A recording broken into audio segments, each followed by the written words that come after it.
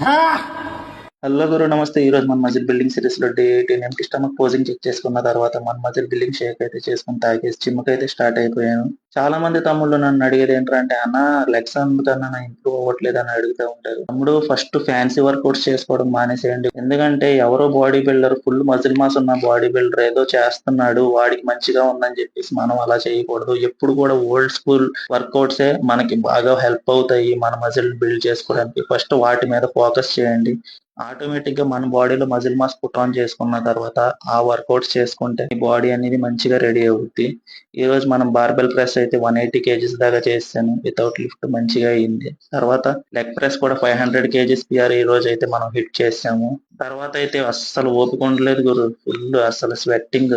తర్వాత dead lift అయితే ఈ రోజు 140 కేజీస్ తో స్టార్ట్ చేశాను. తర్వాత 200 కేజీస్ ట్రై చేద్దాం అని చెప్పేసి 200 కేజీస్ ట్రై చేశాను కానీ అస్సలు ఆ బార్బెల్ ఫుల్ బెండ్ చూసారుగా కనిపిస్తుందా మీకు. తర్వాత స్వెట్టింగ్ గురు, అస్సలు బాడీ సపోర్ట్ చేయలేదు. తర్వాత 190 కేజీస్ అయితే చేశాను కానీ పైన లాక్ అవ్వలేదు. సారీ, ఫుల్ వర్కౌట్ చేసిన తర్వాత చేశాను గురు డెడ్ లిఫ్ట్. లాస్ట్ టైం చేసినప్పుడు నేను నార్మల్ ఫస్టే చేశాను, అందుకే బాగా సింపుల్ గా చేశాను.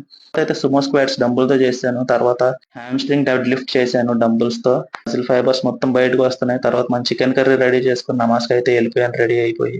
తర్వాత మనం చికెన్ రైస్ అయితే తినేసి ఈవినింగ్ ప్రీ వర్కౌట్ మీల్ తిన్న తర్వాత ఫ్రీ స్టైల్ పంచింగ్ చేసుకుని మన మీల్స్ అయితే కంప్లీట్ చేసుకున్నాం.